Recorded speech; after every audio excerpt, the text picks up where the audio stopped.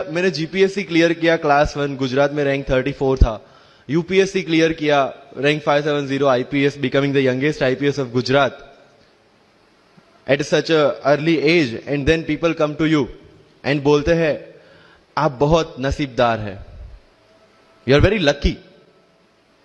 I tell them in reverse, luck favours the brave. कोई अपना luck साथ में लेके नहीं आता, वो बनाना पड़ता है। अगर आपके पास रिस्क लेने का एटीट्यूड है, मैं गुजराती हूं and we know the business, and business का एक ही फंडा है, higher the risk higher the profit.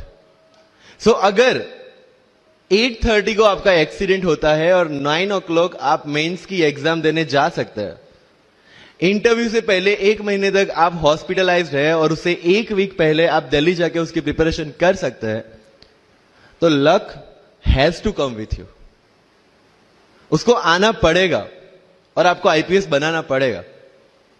लोग बोलते हैं कि एक्सीडेंट के बाद आप जाके आए एंड ऑल, तो द सिंपल था कि मैं एग्जाम के लिए निकला, मेंस मेरा था, सुबह GS3 का पेपर था। 8:30 को मेरा स्कूटी स्लिप हो गया, मेरा लिगामेंट इंजरी हो गया, लेफ्ट हैंड में इंजरी था, सीट से ब्लीडिंग हो रहा था। लेकिन मेरे पास 2 ऑप्शन थे। मैं खड़ा हुआ, मैंने देखा okay, my right hand is safe, and I decided I'll go to the exam hall and write the exam. मेरे पास 2 ही ऑप्शन थे, या तो मैं वहां से उठ के रोने लगूं, यार मेरे साथ ही ऐसा क्यों हुआ, मेरा एक्सीडेंट हो गया, मेरा मेंस खराब हो गया, और हॉस्पिटल जाओ। या दूसरा ऑप्शन था कि मैं देखूं कि मैं 3 घंटे और सर्वाइव कर सकता हूं। हाँ, कर सकता हूं। मैं मेंस के लिए एग्जाम हॉल में गया। ये जितने भी फोटोग्राफ्स लगे हैं, सर ने जैसे बताया कि जितने भी इंसान सक्सेसफुल हुए, अगर आप उसकी लाइफ स्टोरी देखेंगे तो कहीं ना कहीं एक मोमेंट आता है जहां पे वो इंसान की जो स्ट्रगल है वो पीक पे हो जाते हैं। वो इस मोमेंट पे आपको डिसाइड करना है कि आपको वहां से यू टर्न लेना है या आपको वहां से आगे निकलना है। इन सब लोगों ने डिसाइड किया कि उनको वहां से आगे निकलना है, एंड दैट इज द फंडा ऑफ लाइफ। सक्सेस उन्हीं को मिलता है जो इस स्ट्रगल वाले मोमेंट से आगे निकलने की सोचते हैं। जब भी आपको लगे कि आपके सिर पे बहुत मुसीबत है, जब भी आपको लगे कि आप हर तरह से गिर चुके हैं, जब भी आपको लगे कि आपके पास कोई ऑप्शन नहीं है, तब एक चीज आप अपने दिमाग में लाइएगा कि यही मोमेंट है जहां से आपकी तकदीर बदलने वाली है। क्योंकि डायमंड जो होता है वो जितना ज्यादा घिसता है उतनी ज्यादा उसकी वैल्यू होती है। सोना जो होता है वो जितना ज्यादा तपता है उतनी उसकी वैल्यू होती है। अगर आप जिंदगी में तप रहे हैं, अगर आप जिंदगी में घिस रहे हैं, अगर आपको लग रहा है कि आप हर तरह से मुसीबतों में गिरे हुए हैं, तभी आपकी जो वैल्यू है वो बढ़ने वाली है। और यही मेरा एटीट्यूड रहा है। लोग बोलते हैं कि तुम्हारी फाइनेंशियल कंडीशन ठीक नहीं थी, पापा इलेक्ट्रिशियन थे, मम्मी हाउसवाइफ थी, डायमंड के कारखाने में काम करती थी, उसके बाद उन्होंने मैरिज में रोटियां बनाने का काम किया, और उस तरह से मैं पढ़ा। लेकिन जब मुझे पूछा जाता है कि ऐसी कौन सी चीज है आपकी लाइफ में जो आप बदलना चाहते हो, एंड आई सेड नथिंग। क्योंकि अगर वो चीजें नहीं होती मेरी लाइफ में तो शायद आज आपके सामने में नहीं होता। तो अगर लाइफ में प्रॉब्लम्स है, अगर लाइफ में स्ट्रगल है, जैसे सर ने बताया struggle is a part of life, and I strongly believe in that. क्योंकि अगर हम दिल्ली में थे, मेरे दोस्त के साथ में निकला बाहर घूमने, तो बोलता है यार ऐसी लाइफ चाहिए, कोई मगजमारी नहीं, आराम से बैठते हैं पूरे दिन एसी वाले कमरे में, बहुत सारे पैसे हैं और कोई टेंशन नहीं, ऐसी लाइफ चाहिए मुझे। मेरे पास ऑप्शन है। बोलता क्या? बोला देख सामने एटीएम का रूम दिख रहा है, एसी वाला कमरा है, बहुत सारे पैसे, कोई मगजमारी नहीं, जॉब ले ले। क्यों IAS IPS में दिमाग खराब कर रहा है? अगर स्ट्रगल नहीं चाहिए तो you have to compromise with that life. जब भारत वर्ष का सपना चंद्रगुप्त ने देखा, चाणक्य ने देखा, और उस भारत वर्ष को बनाने के लिए जब ये संघर्ष जारी था, और तब राजा धनानंद की डॉटर दूरदराज से चंद्रगुप्त को प्यार हो जाता है, और जब चाणक्य उनको बोलते कि नहीं तुम्हें उससे दूर रहना है, और तब चंद्रगुप्त बोलता है आचार्य कभी कभी सोचता हूं कि जिंदगी में या ये भारत के सम्राट बनने के लिए इतना त्याग, इतना बलिदान ना देना होता तो। और तब चाणक्य रिप्लाई करते हैं तो हर कोई भारत का सम्राट होता। This is the fundamental rule of life. अगर आईएएस बनने के लिए, आईपीएस बनने के लिए सैक्रिफाइस करना नहीं पड़ेगा, अगर उसके लिए आपको त्याग नहीं करना पड़ेगा, तो आज पूरे इंडिया में हर घर में आपको आईएएस आईपीएस मिल जाएंगे। So when you are entering into this game of UPSC or MPSC, make sure that you have to sacrifice anything which will take you to your goal.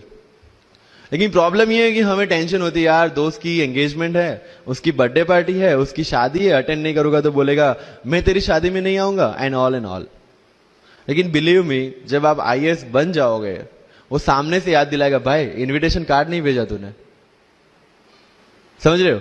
तो जो कुछ भी इसके लिए सेक्रीफाइस कर रहे हो, वो जब आप उस पोस्ट पे पहुंचोगे, सब कुछ वर्थ है, सब कुछ।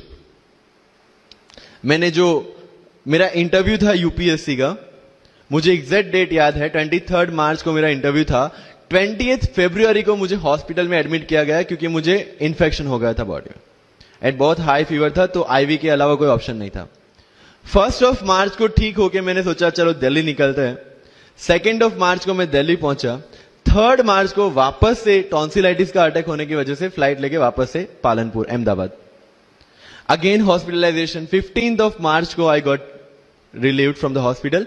16 मार्च को मैं दिल्ली पहुंचा और 23 मार्च को I gave my UPSC interview. तो 1 महीने का हॉस्पिटलाइजेशन।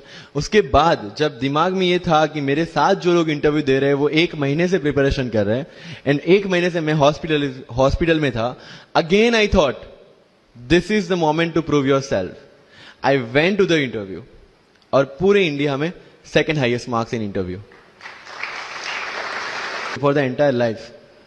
कि जितने भी कंप्लेंट्स आपकी लाइफ में है, मैं यहां से आता हूं, मेरे पेरेंट्स ये करते हैं, मैं वो करता हूं, मेरा इंग्लिश अच्छा नहीं है, मेरा मैथ्स अच्छा नहीं है, ये सारे हमने अपने आप को दिए हुए एक्सक्यूजेस है।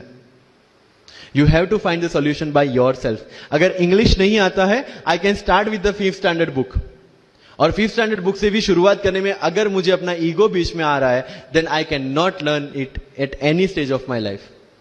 Start with the 5th standard book, start listening English, start speaking English. अगर बोलने में शर्म आती है, अपने मोहल्ले के किसी 3-4 बच्चों को जो 1st 2nd स्टैंडर्ड में, उनको उठाओ और उनके साथ बातें करो। उनको वैसे भी समझ में नहीं आ, और अपने को वैसे भी पता है अपन क्या बोल रहे हैं।